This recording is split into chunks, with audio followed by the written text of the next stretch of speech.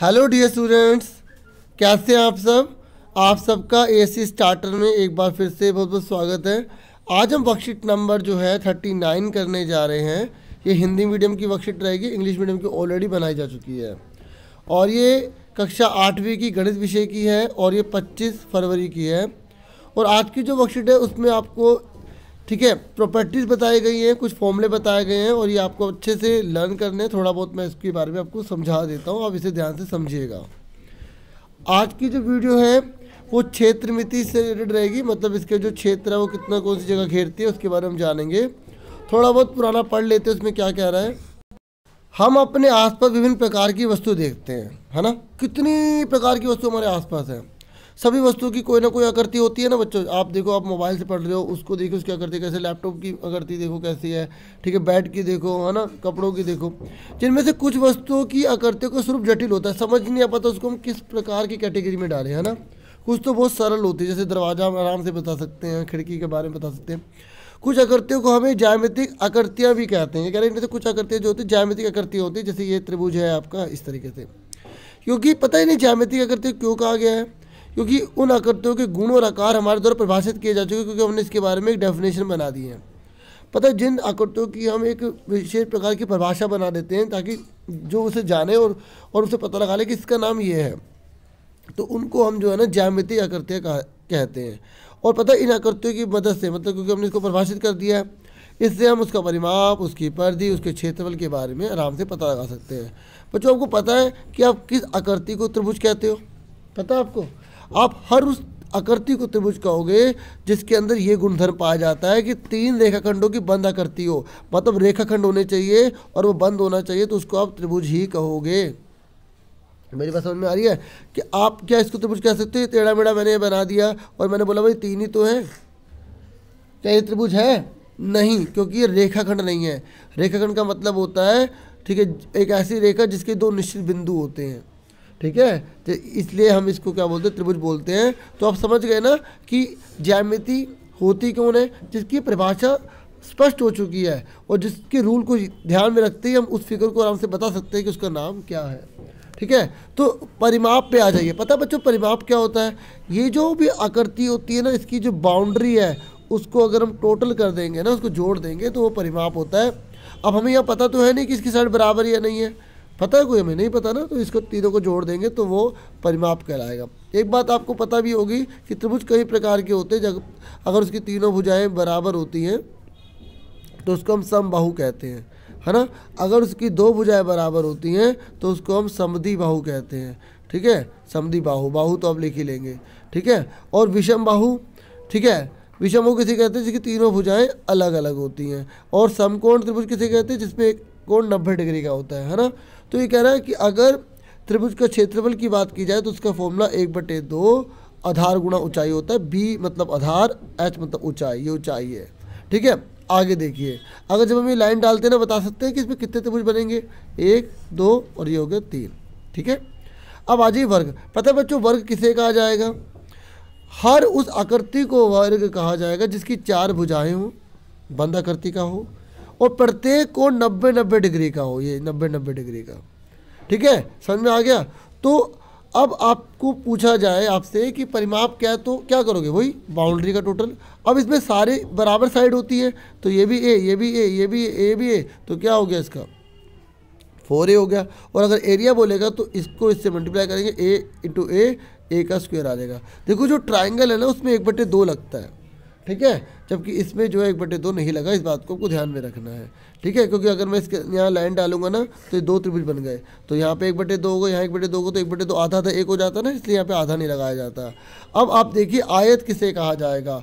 जिसमें आमने सामने की भुजा अगर बराबर होगी ना, जैसे ये इसके बराबर है, ठीक है, और ये इसके बराबर है, तो हम इसको आयत बोलेंगे, ठीक है। और एक और बात है, इसमें भी 90 डिग्री का एंगल होना चाहिए। अगर आपसे पूछा जाए कि क्या आप इस वर्ग को आयत कह सकते हैं, बताओ, क्या वर्ग को आप आयत कह सकते हैं? आपको पता है किसी चीज़ को क्या कहना है या क्या नहीं कहना, ठीक है, ये आप देखोगे। जिसको हम बोल रहे हैं ना उसके गुण क्या उसमें है। देखो मैंने बोला कि क्या इस वर्ग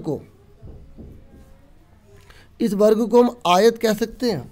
ये तो क्वेश्चन पूछा है, तो आपको पता होना चाहिए आयत कहते किसे हैं, जिसपे आमने सामने की वजह बराबर हो, हाँ इसमें बराबर है।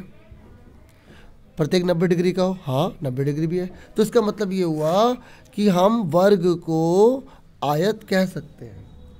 तो फिर आपसे अगर मैं पूछूं कि क्या इस आयत को हम वर्ग कह सकते हैं, चेक करते हैं कि क्या वर्ग के गुण इसमें हैं, क्या वर्ग के गुण इसमें हैं।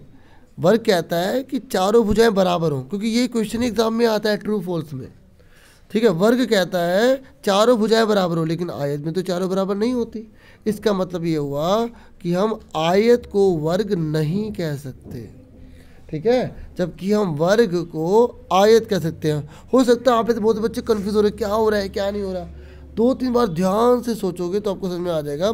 जैसे अगर आपसे मैं बोलूं कि एक 8वीं क्लास का बच्चा है, वो पास होकर आ रहा है, क्या वो 7वीं क्लास पास है? आप कहोगे 8वीं में तो 7वीं क्लास पास होगा। लेकिन अगर मैं बोलूँ कि 7वीं क्लास का बच्चा है, वो अभी 7वीं में है, क्या वो 8वीं पास है? आप बोलोगे नहीं, क्योंकि 8वीं में तो भी आया नहीं। ये चीज़ आपको कितनी जल्दी समझ में आ गई। ऐसे ही आपको इसको भी इस तरीके से समझ के करना है कि वर्ग जो है ना वो क्या है, उसकी चारों की चारों फिगर जो है बराबर है, ठीक है। ये 8वीं क्लास में है, ये 7वीं क्लास में है, ठीक है। तो इस वर्ग को हम कह सकते हैं कि 7वीं क्लास पास है, कह सकते हैं ना, क्योंकि 8वीं में। तो इसका मतलब वर्ग को हम आयत कह सकते हैं, लेकिन आयत को हम वर्ग नहीं कह सकते, क्योंकि 7वीं में से 8वीं वाले कैसे कह देंगे, ठीक है। समझ में आ रही है? 1-2 बार दोबारा वीडियो को सुनोगे, मुझे पूरा विश्वास है आपको आ जाएगा, क्योंकि आना बहुत ज़रूरी है, ठीक है। आगे देखते हैं, क्योंकि मैं वर्कशीट से ही रिलेटेड नहीं बताता, उस एक्स्ट्रा ही बताता था कि मैं चाहता हूँ कि जो मेरे स्टूडेंट हैं ना वो बहुत ज़्यादा महारत हासिल करें और टॉपर्स आएँ। सुन रहे हो मेरी बात? चलो समांतर चतुर्भुज पर आ जाइए बच्चों। हर उस आकृति को समांतर चतुर्भुज कहा जाएगा जिसकी आमने सामने की भुजाएं बराबर होती हैं, ये इसके बराबर हो और समांतर हो। पता है ना बच्चों समांतर किसे कहते हैं? हर उन रेखाओं को समांतर कहेंगे जो आपस में कटेंगी नहीं। ये देखो, ये आपने कॉपी पर भी जो लाइन देखी होगी वो आपस में दूसरे को काटती है, नहीं काटती ना, तो उसे हम समांतर कहते हैं, ठीक है। तो अगर आपसे इसका परिमाप बोलेगा तो आप क्या करोगे, इसकी बाउंड्री का टोटल कर दोगे। अब आप देखो यहाँ पर भी बी है, यहाँ पर भी बी है, तो कितने हो गए 2b, और यहाँ पर भी ए है, यहाँ पर भी ए, तो कितने हो गए 2a। तो देखो आयत का मैंने आपको बताया नहीं, आयत का भी देख लो, आयत में भी वही है। देखो ये एल है, ये एल है, तो कितने हो गए 2l। ये बी है, ये बी है, कितने हो गए 2b। तो दोनों में 2 कॉमन ले लिया तो क्या बन गया, l+b बन गया। और एरिया का फॉर्मूला क्या हो गया, l × b। देखो l × b आ गया। देखिए यहाँ पर पता है ए का स्क्वायर क्यों आया यहाँ पर, पता है? क्योंकि देखो ये ए है, ये भी ए है, हम a × a लिखेंगे तो जब बेस सेम होता है तो पावर जुड़ जाती है, तो a का स्क्वायर आ गया, इसलिए a का स्क्वायर आया, ठीक है। नहीं तो अगर यहाँ पर अलग अलग होता तो यहाँ पर भी हम क्या लिख देते, a × जैसे अगर यहाँ पे कुछ और होता तो हम कुछ और लिख देते, लेकिन यहाँ पर तो a ही है इसलिए a आ गया, और a × a क्या बन गया, a का स्क्वायर हो गया। लेकिन यहाँ पर क्या l अलग है, b अलग है, तो l × b का l × b ही रहेगा, ठीक है। समझ में आ गई? अब आ जाइए समांतर चतुर्भुज में। समांतर चतुर्भुज का क्षेत्रफल का फॉर्मूला होता है आधार गुणा ऊंचाई, ऊंचाई को लिया जाता है, ठीक है। और बाकी परिमाप का फॉर्मूला तो दोनों का सेम है। समझ में आ गई? बस नाम अलग अलग लिख दिए। यहाँ पे लंबाई चौड़ाई लिखी जाती है, ठीक है। यहाँ पर जो है हमने आधार, हमने क्या लिया, आधार, और क्या ले लिया, मतलब यहाँ भुजाएं ले ली, मतलब ए भुजा और बी भुजा ले ली, ठीक है। समझ में आ गई? अब देखो, अब कह रहा है समचतुर्भुज किसे कहते हैं बच्चों? हर उस आकृति को समचतुर्भुज कहा जाएगा जिसकी चारों भुजाएं बराबर हों। आप कहोगे सर चारों भुजाएं तो वर्ग की भी बराबर है, हाँ तभी तो वर्ग को हम समचतुर्भुज भी कह सकते हैं, ठीक है। क्योंकि मैंने कहा ना 8वीं क्लास में है, ये तो अभी 5वीं में होगा, ठीक है। आगे देखो, चार भुजाएं बराबर हो और विकर्ण एक दूसरे के लंब समद्विभाजक को। पता है बच्चों विकर्ण किसे कहते हैं? पता है आपको विकर्ण किसे कहते हैं? पता है? देखो अगर कोई हम चतुर्भुज बनाते हैं तो उसके इन कोनों को जब हम मिलाया जाता है ना, इसको विकर्ण कहा जाता है। बच्चों जो समचतुर्भुज होता है ना, उसके जो विकर्ण होते हैं ना, एक दूसरे को समद्विभाजित करते हैं। पता है बच्चों समद्विभाजित किसे कहते हैं? पता है आपको? समद्विभाजित का मतलब होता है कि जिसमें ना ये वाला हिस्सा इस वाले हिस्से के बराबर होगा और ये वाला हिस्सा इस वाले हिस्से के बराबर होगा। ये आपको ध्यान रखना है, ये वाला हिस्सा इसके बराबर। अच्छा, इसमें आप बोलोगे सर एक वर्ड और लिखा है लंब। लंब का मतलब पता है बच्चों आपको क्या होता है? पता है आपको क्या होता है लंब? ठीक है, लंब का मतलब होता है 90 डिग्री के एंगल। ये ना सब 90 के एंगल बनाते हैं ये, ठीक है। तो आपको याद रखना है अच्छे से, अगर ये कंसेप्ट भूल गए ना बड़ी दिक्कत आ जाएगी। सुन रहे हो प्यारो? समझ में आ गया? वेरी गुड, शाबाश बच्चों।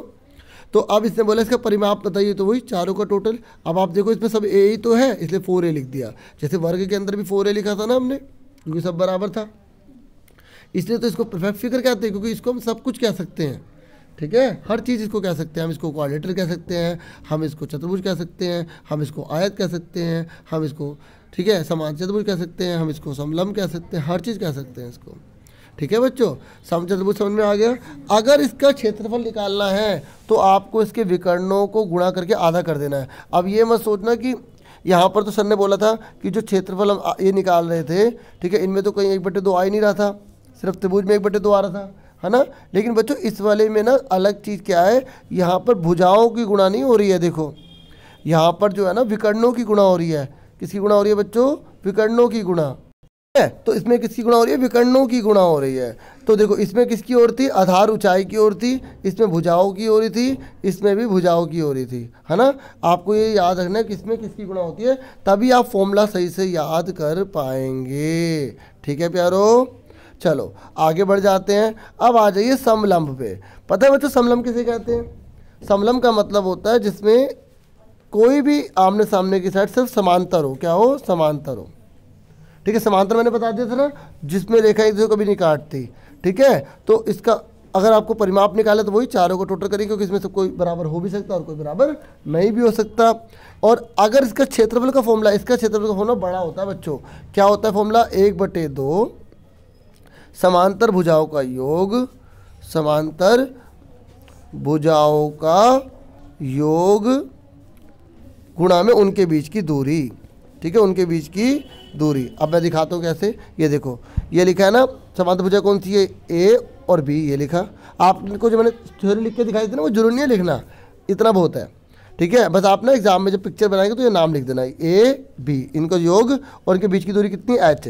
देखो इसमें सी और डी का यूज़ हुआ नहीं हुआ ना, आपको ये याद रखना है इस चीज़ को। ठीक है, तो क्या हो गया फॉर्मूला?